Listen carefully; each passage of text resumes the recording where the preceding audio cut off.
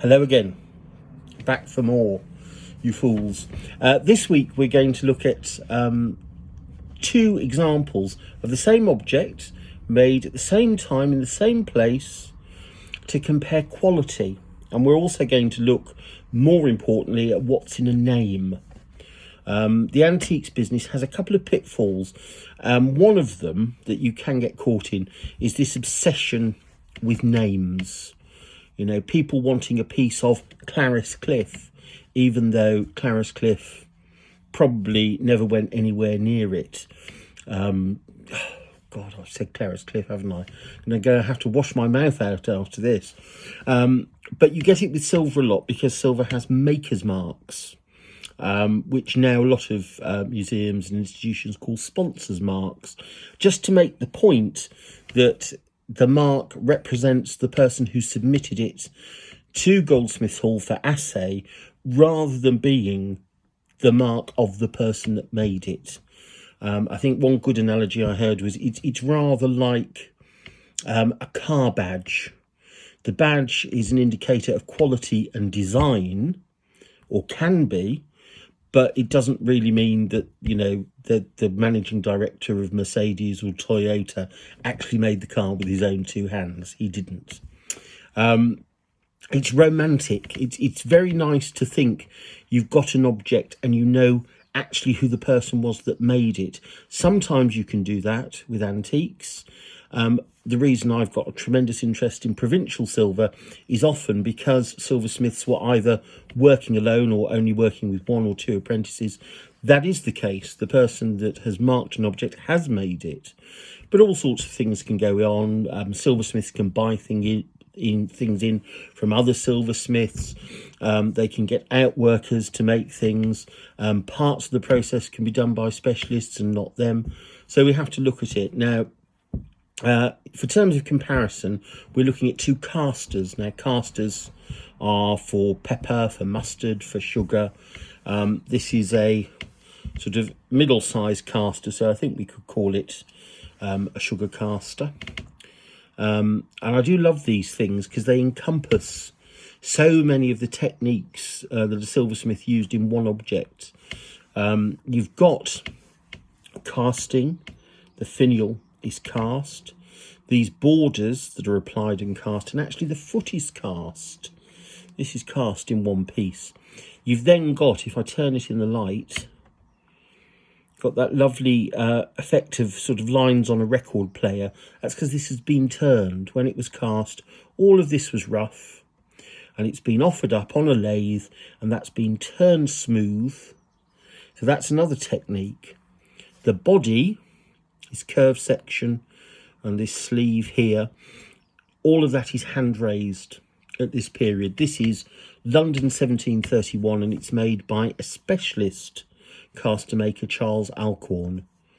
If you're lucky with these as well, you'll have a crest, or in this case, a fabulous coat of arms. Really wonderful. So there you've got engraving. But the real tour de force of all of these things is the covers, because you've got piercing as well, and you don't often get that with pieces of hollowware. So you've got casting, turning, engraving, piercing, hand raising, all these techniques brought to bear on one little object. The piercing is quite remarkable. We'll take a second to look at that. That's all done by hand. Little saws, little chisels cutting away at the silver. It's then engraved lightly over it to heighten the decoration. And of course, at any point, if there's a mistake in this, it has to be discarded and started again. So each one of these is a demonstration of meticulous work and perfection, and it often goes unappreciated because people look at it and think, well, it's the top of the caster, but it's actually hours and hours of meticulous work. Now, this is beautiful. I mean, I'm happy to own this. I'd be happy to find it anywhere, a piece like this. 1731. It's what falls into what I call the golden age of English silver, which is about 1700 to 1750. And it's gorgeous. Marked on the base, marked on the sleeve. It has this sleeve here. And you would think you couldn't ask for more. And you couldn't. It's a great thing. But then I have this. Another caster made at the same period between about 1727 and 29 in London by another maker. And that's it. And they're roughly the same size. But this is, compared to this, a tour de force. And we'll pop that down for a second. And we'll compare the two. Again, all the same techniques have been employed here.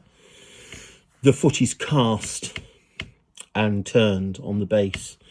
The body is hand raised. The borders, you'll notice, this is the first thing, the borders here, they're more elaborate, they're more pronounced, there's more definition to them. There's actually more steps and turns and form to the foot as well. Same shape, same basic shape, this sort of pedestal vase shape. Here we've got a crest within a wreath for the Care family, all beautifully done. But then we move to the cover. First things first, let's compare these. Look how large the sleeve is here and how short it is here. This is all down to economy.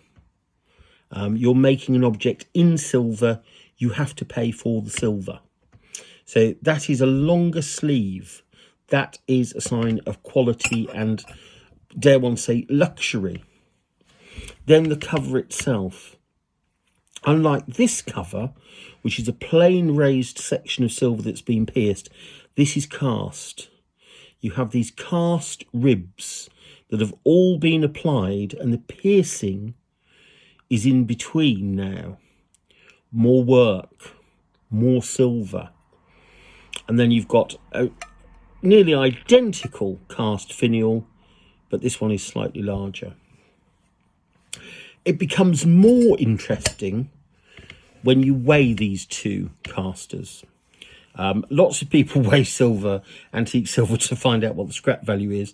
Those people should be put into a bus and pushed off the edge of a cliff. We don't scrap antique silver. But when people ask about the weight, when I ask somebody what is the weight of the silver, it's not because I give tuppence about what the scrap value is.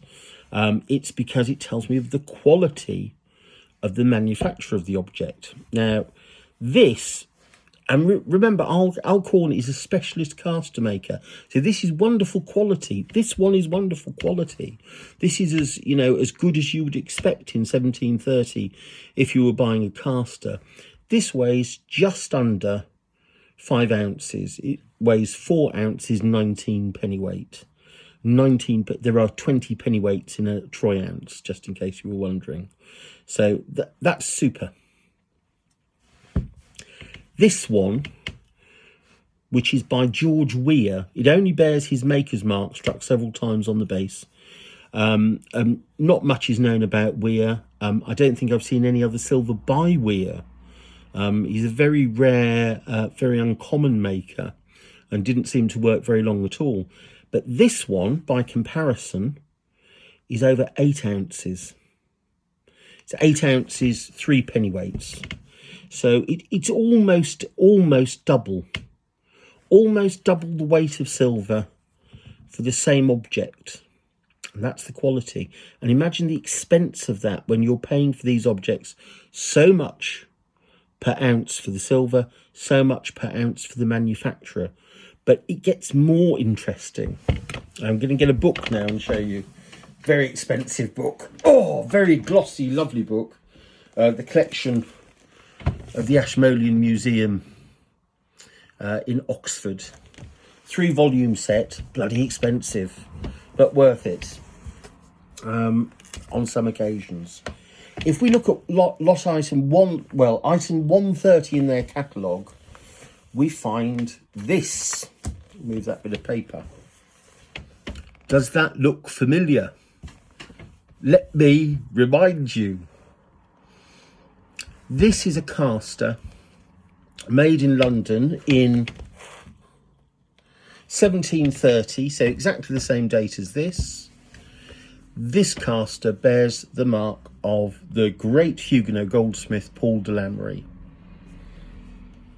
It has the identical, not similar, the identical pierced cover as this example by George Weah. Now, I'm not sure whether George Weah was one of Paul de Lamery's workmen and set up on his own, whether Weah set up independently but used the same supplier as de Lamery did to have his covers pierced, or even got that from de Lamery's workshop and retailed it. The fact this is maker's mark only, though, makes me suspect that Weah is responsible for this. Because usually when you're overstamping something by somebody else, you'll have it assayed and there'll be all signs of that. This very much seems to be Weah or Weah's workshop manufactured. I suspect Weah had something to do with de Lamery rather than the other way round. Now, this goes back to, I'll put this down now because it looks stupid me holding this. This, I should say, is slightly larger than this one, and it weighs just over 10 ounces. So, effectively, they are the same quality, they are the same gauge of metal. But Weah, if I said George Weah to you as a silver collector, you probably wouldn't bat an eyelid. If I said Paul de Lamery, you'd jump out of your skin. And this is where we get back to names. I'll put this down. Were you to see this caster and it was marked for Paul de Lamery, it might be worth anything, depending on who was selling it to you, anything between £5,000 and £10,000 or £15,000. This example by Weah is the same object. It is the same quality, the same standard.